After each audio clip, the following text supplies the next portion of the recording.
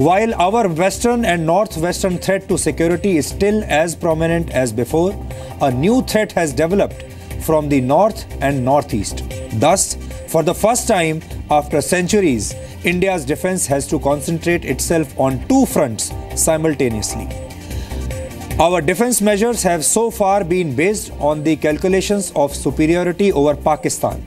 In our calculations, we shall now have to reckon with Communist China in the north and in the northeast, a Communist China which has definite ambitions and aims, which does not in any way seem friendly disposed towards us.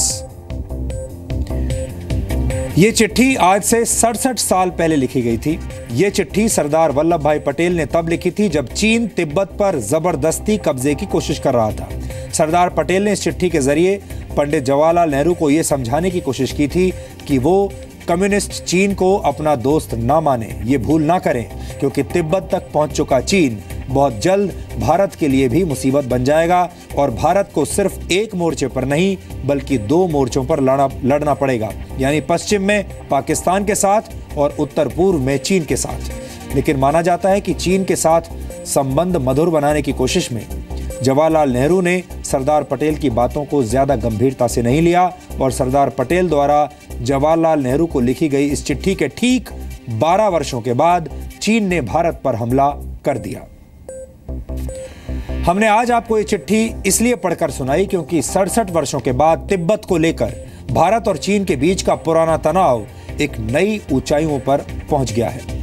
Tibet के सबसे बड़े आध्यात्मिक गुरु दलाई लामा अरुणाचल प्रदेश के 9 दिन के दौरे पर हैं। दलाई लामा के अरुणाचल दौरे से चीन में खलबली मच गई है और चीन ने भारत को धमकियां देनी शुरू कर दी हैं। चीन ने यहां तक कह दिया है कि अगर भारत चीन के खिलाफ दलाई लामा का इस्तेमाल करेगा तो चीन कश्मीर में दखल देने पर भी विचार कर सकता है। हालांकि चीन के अखबार चाइना डेली ने यह बात बिना कश्मीर का नाम लिए कही है। चीन इस बात से भी बौखला गया है कि भारत ने दलाई लामा का स्वागत करने के लिए गृह राज्य मंत्री किरण रिजिजू को तवांग क्यों भेजा। चीन के सरकारी अखबार ग्लोबल टाइम्स में इस पर आपत्ति जताते हुए जिस तरह की धमकी भरी भाषा का इस्तेमाल किया गया है उसके बारे में आज आप सबको जरूर पता होना चाहिए, क्योंकि आप अखबारों में लगातार पढ़ रहे होंगे इसके बारे में, लेकिन शायद ये नहीं जानते होंगे कि इस विवाद की जड़ क्या है।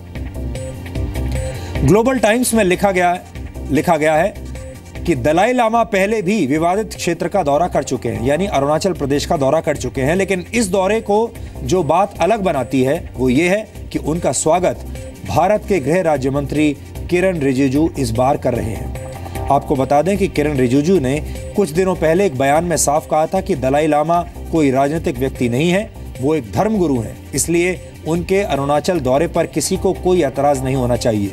उन्होंने ये भी कहा था कि चीन को भारत के मामलों में दखल नहीं देना चाहिए।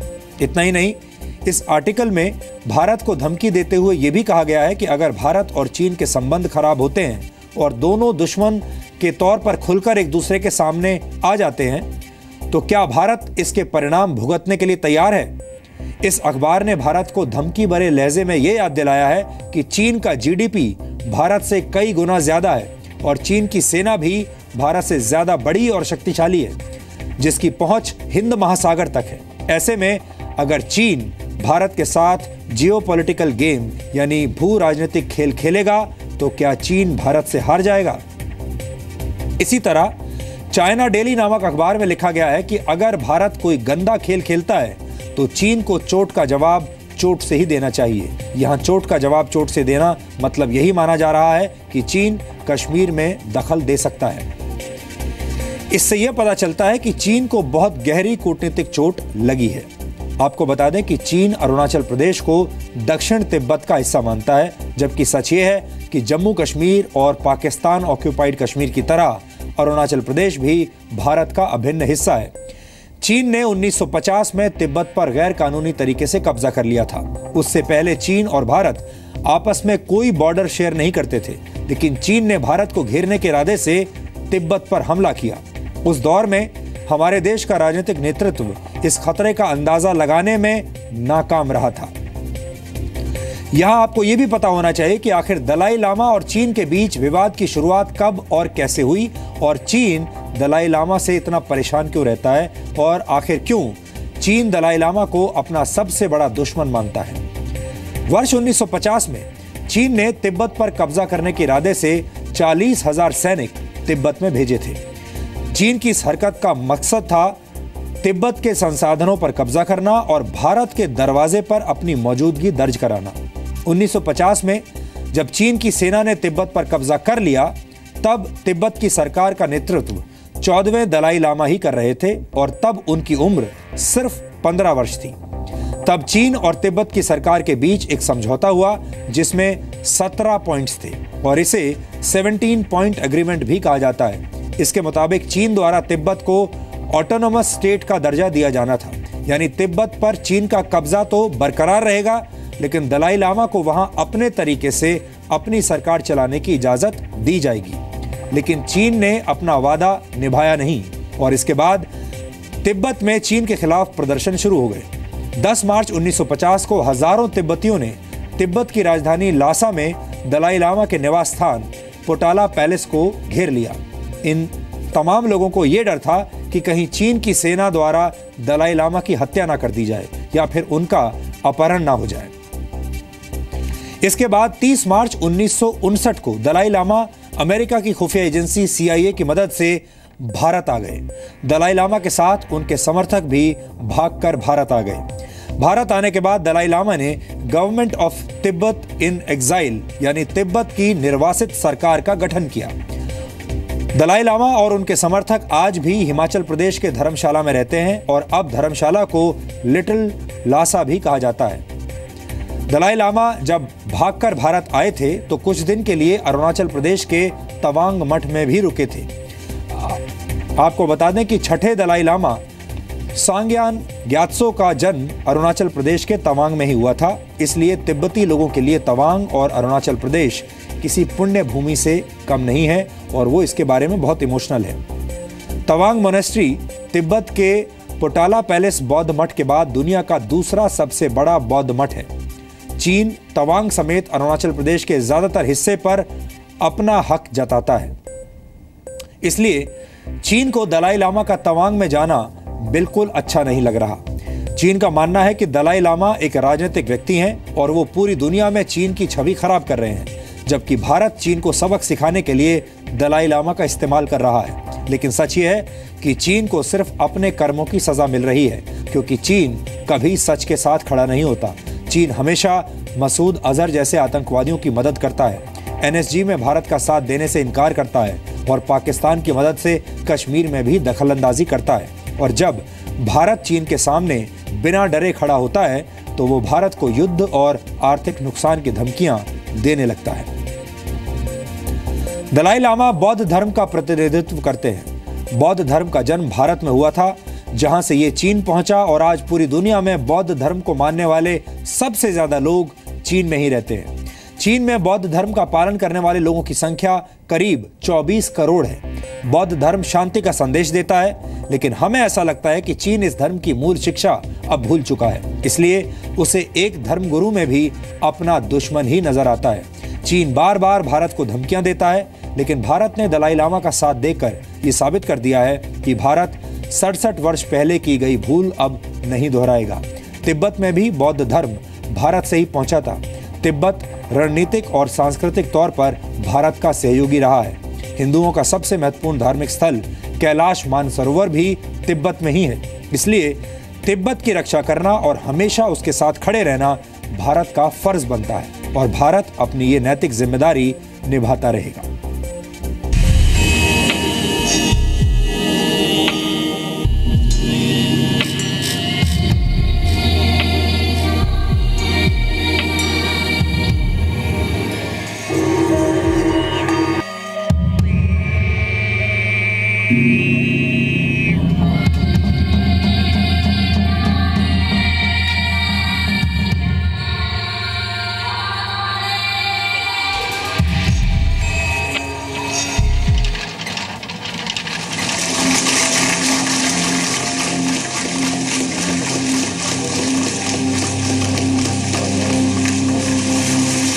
तिब्बत के धर्मगुरु दलाई लामा अरुणाचल प्रदेश पहुंचे तो चीन तिलमिला गया।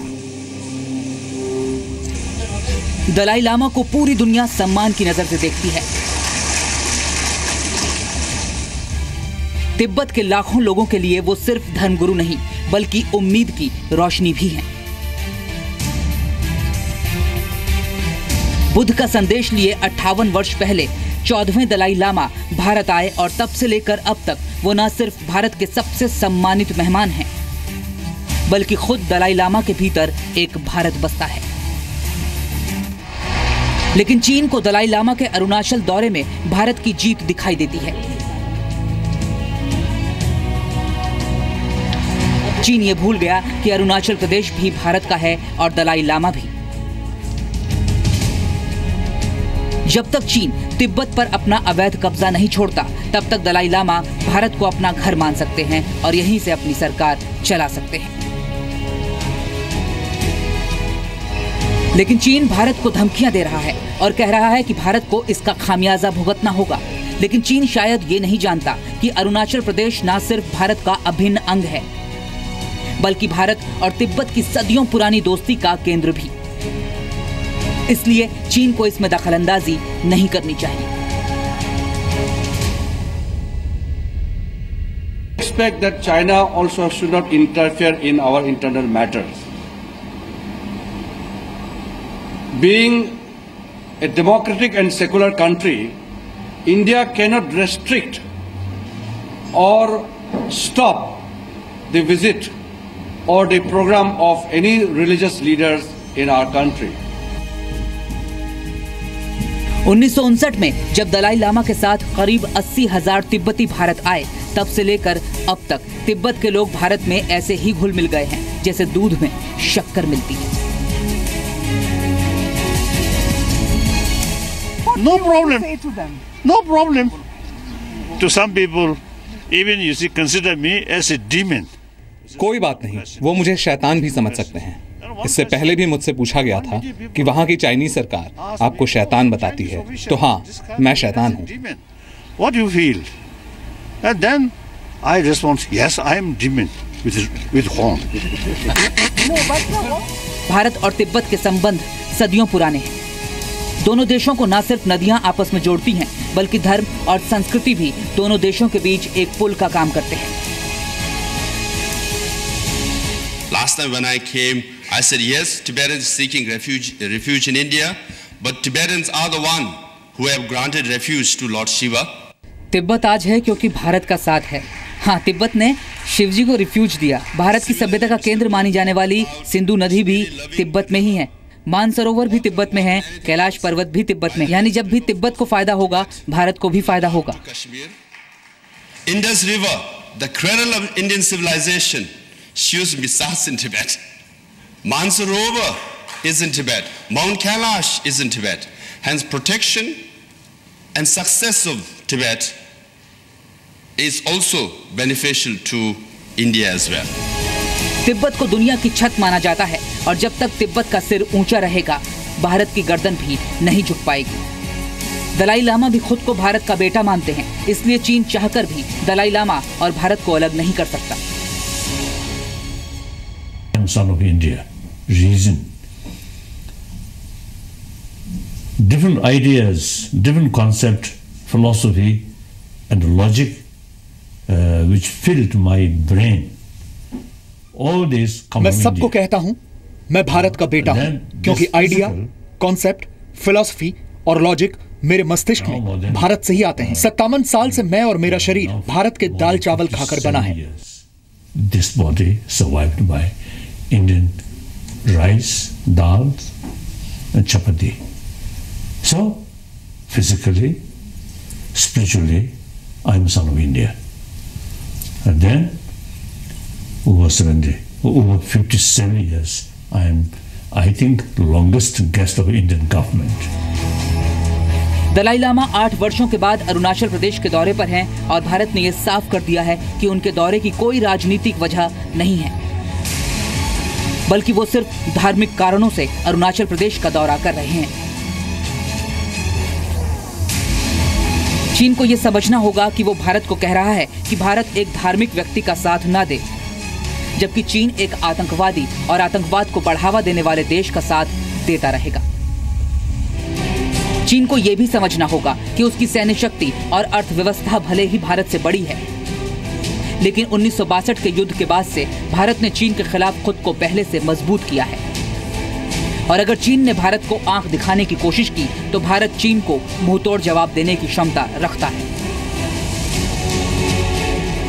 चीन को चाहिए कि वो सैन्य, आर्थिक और कूटनीतिक हिंसा का मार्ग त्याग कर भारत के साथ दोस्ती की पहल करे, आतंकवादियों का साथ देना बंद करे और एक अच्छा पड़ोसी होने का फर्ज निभाए। ब्यूरो रिपोर्ट, जी मीडिया।